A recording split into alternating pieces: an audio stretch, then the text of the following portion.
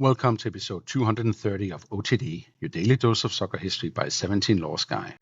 It's June 18, 2002. Daejeon, South Korea. World Cup round of 16. South Korea against Italy. And once again, Italy are knocked out of a World Cup by a Korean side. In 1966, it was North Korea in Middlesbrough. In 2002, it is South Korea at home. South Korea 2, Italy 1. After extra time, a golden goal. A missed penalty redeemed, a nation in red delirium, and at the center of the storm, an Ecuadorian referee named Byron Moreno, whose decisions still make this one of the most uncomfortable matches in World Cup history. But how did we get here? For Italy, the Korean wound already existed. In 1966, Italy arrived in England as a heavyweight and lost 1-0 to North Korea at Ayers Park. Park Do-ik scored.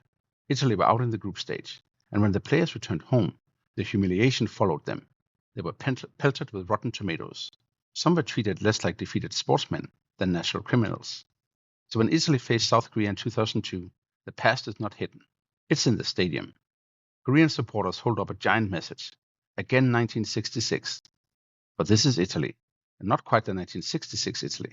It's still powerful. 3 times world champions, European finalists in 2000, a country whose league had shaped the football imagination of the 1990s. And look at the names. Buffon, Maldini, Cannavaro, Nesta, Zambrotta, Gattuso, Pirlo, Totti, Del Piero, Vieri, Inzaghi, and Montella. The coach is Giovanni Trapattoni, one of the great club managers of the age. Italy qualified by winning a European group with Romania, Hungary, Georgia, and Lithuania.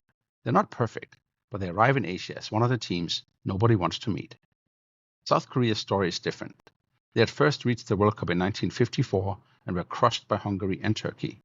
And then, from 1986 onward, they became Asia's great World Cup constant, always present, always energetic, but never quite past the group stage. The K-League, launched in 1983, had given the country a professional base.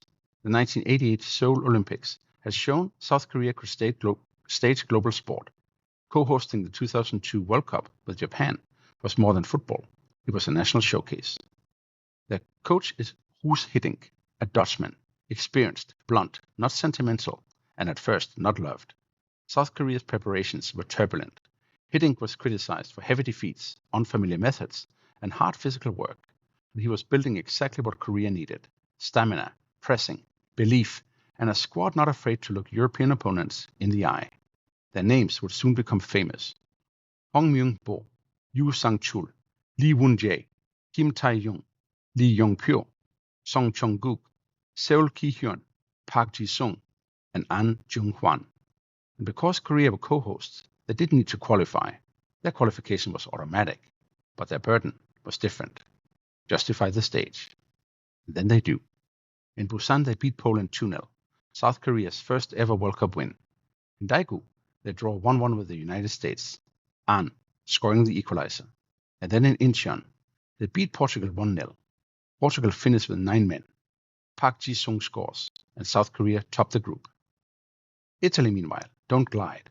They beat Ecuador 2-0 with 2 Vieri goals. They lose 2-1 to Croatia, in a match Italy remember partly for disallowed goals. Then they draw 1-1 with Mexico, Del Piero saving them late. Italy advance as runners-up. Then comes Daejeon, June 18, in Daejeon World Cup Stadium. Attendance 38,588, and the referee Byron Moreno of Ecuador. In 2002, Moreno is not yet the simple he will become. He's a FIFA-listed referee. He has worked internationals, but this is the biggest match of his career. And almost immediately, he's inside the story. In the 5th minute, South Korea are awarded a penalty. Christian Panucci is judged to have pulled down Seol Ki-hyun. Italy are furious. Ahn Jung-hwan steps up. Buffon saves. Italy survive the first wave. And then, in the 18th minute, Italy lead. Totti's corner, Christian Vieri rises, header. Italy 1, South Korea 0. For a long stretch, it looks like the old Italian script might hold. Absorb, defend, wait, hurt the opponent when space appears. But this is not a clean Italian performance. Nesta is injured. Cannavaro is suspended. Maldini moves to the center. Italy's backline is intelligent but patched together. Vieri remains dangerous, but later misses a huge chance to finish the match. Del Piero and Totti do not fully take control. And the match gets ugly, very physical. Vieri catches Kim Tae-yong with an elbow. Kim breaks his nose and keeps playing. Totti is booked. Kim Nam-il is injured and forced off. Zambrotta is forced off. Paolo Maldini takes a boot to the head from Lee Chung-soo, and Moreno doesn't stop play or produce a card. This is not a match where one side is pure victim and the other pure villain. It is tense, hard, emotional, and badly managed. Then, the 88th minute. A Korean cross causes confusion. Hanucci cannot clear. Seol Ki-hyun pounces. Left-footed finish. 1-1. Daejeon explodes. Italy have been dragged into golden goal extra time. Then the controversy turns white hot. In the 103rd minute, Francesco Totti goes into the Korean box. Song Chung-guk challenges. Totti goes down. Moreno shows him a second yellow card for simulation. Italy are down to 10. Was it a dive? There's contact. There's also theatrical fall. But in a knockout match, in extra time, in a pre-VAR world, from Moreno's angle, that decision becomes enormous. And then another moment. Damiano Tommasi appears to be through and finishes what would have been Italy's golden goal. The flag goes up. Offside. No VAR. No review. Just the assistant's flag and Italy screaming into history. And then, in the 117th minute, the reversal.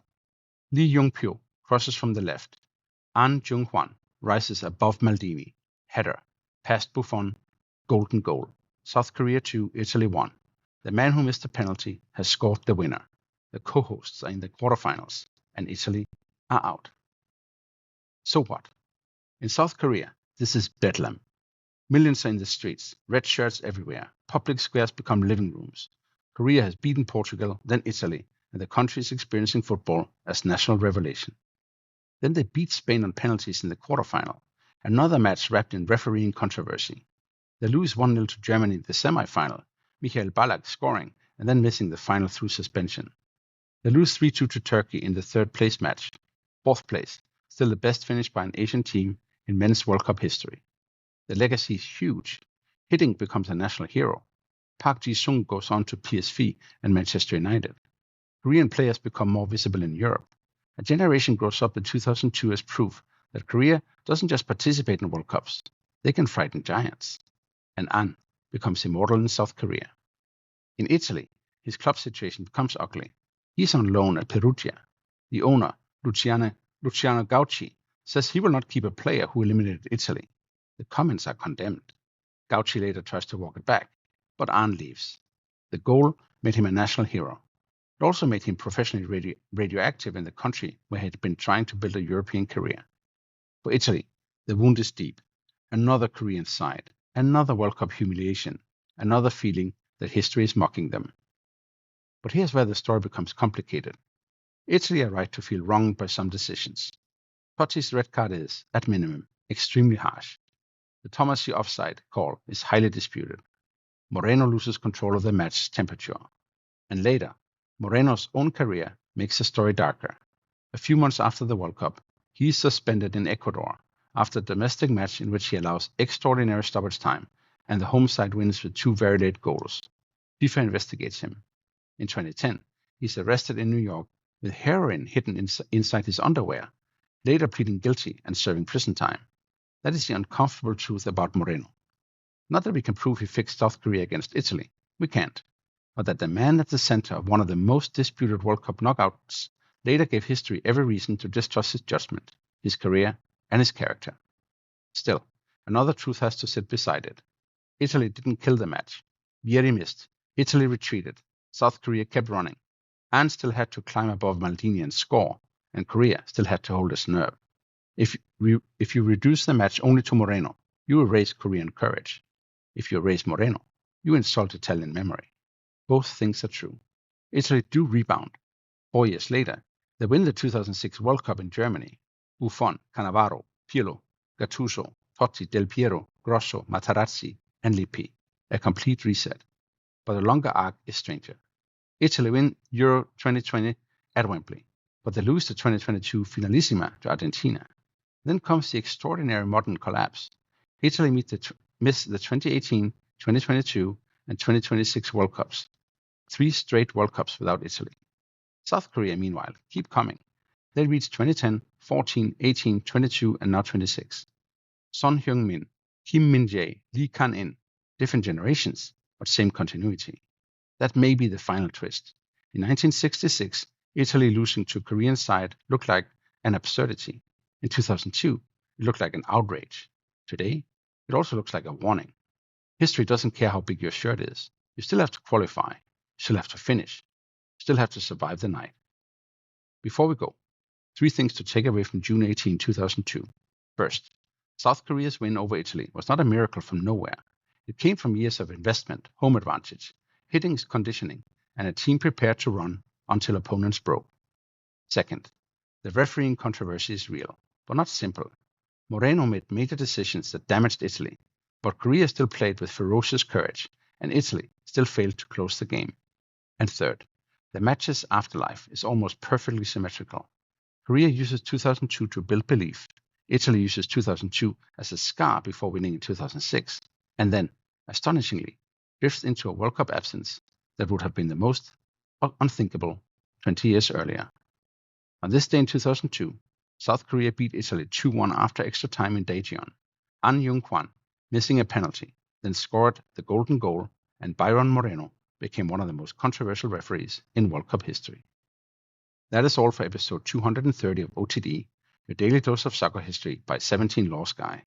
I have a favor to ask. Once you've done listening, and if you haven't done it already, please rate the show 5 stars. The algorithm will then push OTD in front of new people. And of course, if you have an idea for the show, my email is otd@17lostguy.com. Tomorrow, we go to June 19, 1960, when Peñarol won the first Copa Libertadores, before it was even called the Copa Libertadores. Like Real Madrid in Europe, they didn't just win a new continental competition, they taught it what a dynasty looked like. See you then.